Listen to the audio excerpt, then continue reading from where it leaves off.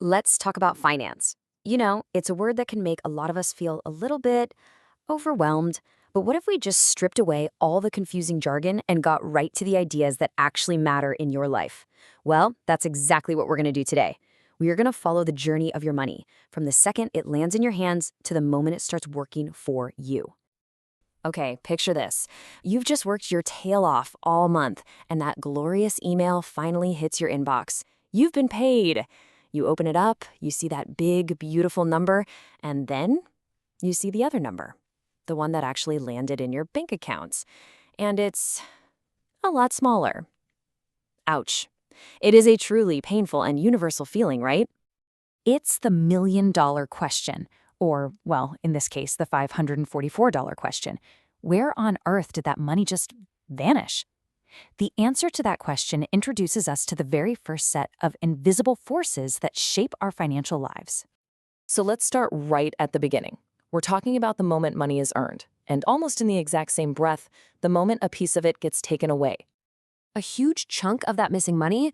Yeah, that went to taxes. And I actually love this definition here, the cost of civilization. It's so easy to resent taxes, I get it, but they're what pay for the roads we drive on, the schools our kids go to, and all the public services we totally rely on. In a way, it's kind of like the subscription fee we all pay for living in a functional society. And the government has a few different ways of collecting this subscription fee. First up is income tax. That's the obvious one that comes right out of your paycheck. Then there's sales tax, which gets tacked on pretty much every time you buy something. If you're lucky enough to make some money from your investments, well, you'll pay a capital gains tax on that. And then you have Social Security and Medicare. You can basically think of those as a forced savings plan for your own retirement and your future healthcare. Okay, so after the government has taken its slice, you're left with your net pay. So where do you keep it? Well, for most of us, the answer is a bank. But how banks actually handle your money is probably not what you think at all. We have this image of banks as these giant, secure vaults, maybe with our cash sitting in a neat little pile, guarded by a dragon. The reality is way more dynamic. A bank is less of a storage unit and way more of a financial matchmaker, connecting the people who have extra money with the people who need it.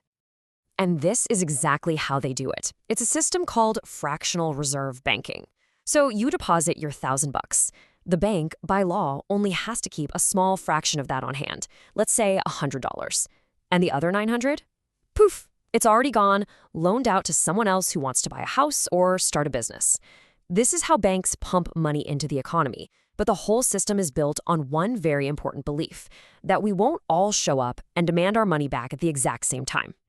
And that whole idea of the banking system running on belief, it brings us to an even bigger, kind of crazier point. Money itself is just a social construct. I mean, think about it. A dollar bill is just a piece of paper with some ink on it.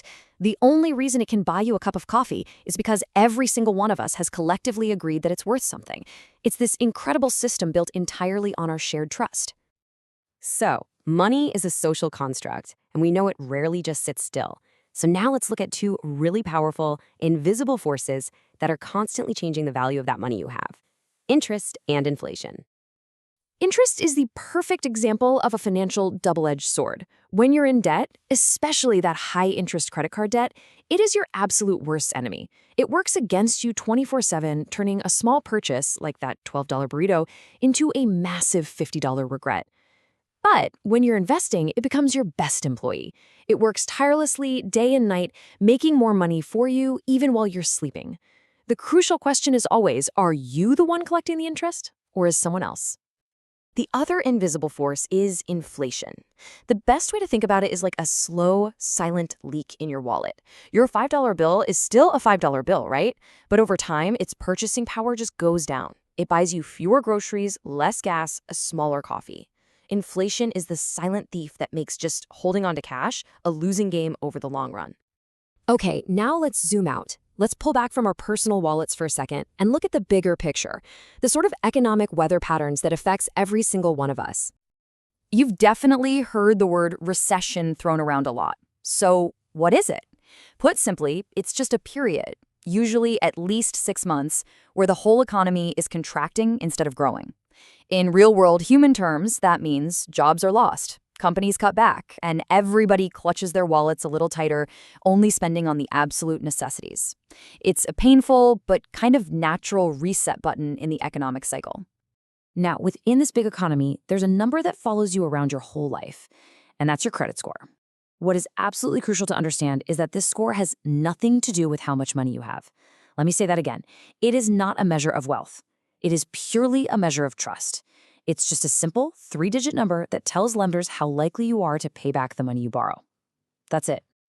So, how is that trust score even calculated? Well, this chart breaks it down pretty nicely. There are a few different factors, but just look at that huge slice at the top, payment history. It is, by a massive margin, the most important piece of the whole puzzle.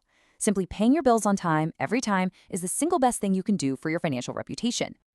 All right, we've talked about earning, paying taxes, saving, and all these big economic forces. Now, let's get to the fun part. Let's talk about the end game, how to proactively build a financial future. So, how do you beat that pesky inflation we talked about and actually build wealth? The answer is investing, putting your money to work so it can grow for you. You can do this by buying stocks, which are basically just tiny little slices of ownership in a company. You could buy bonds, which are essentially just loans you're making to a government or a big corporation. Or, to keep things really simple, you can buy funds, which are like pre-packaged baskets of different stocks and bonds all mixed together. And at the very heart of all investing is this super simple but also kind of profound idea of value. Look at this. On the left, you've got a normal rock, pretty much worthless, right? On the right, you have a different kind of rock, a shiny yellow one, gold, and it's incredibly valuable. So what's the difference? It's that we, as humans, have collectively decided it has value. That's it. And that exact same principle applies to the stock market. A stock's price goes up when enough people believe the company is valuable and will be even more valuable in the future. And this right here, this might be the most important takeaway of this entire explainer. Building real, lasting wealth is not about getting lucky or picking one hot stock. It's about patience. It's about consistently investing, even if it's just small amounts, over a long, long period of time, and just letting the magic of compound growth do its thing. Because ultimately, when you boil it all down, all of these financial concepts, earning, saving, investing, they all revolve around your single most valuable asset. And it's not money, it's time. It's the one thing you can never, ever get more of. You can trade it for a paycheck today, or you can invest it to build a future where your money works for you. So the real question I want to leave you with is, how are you investing yours? Thanks for watching.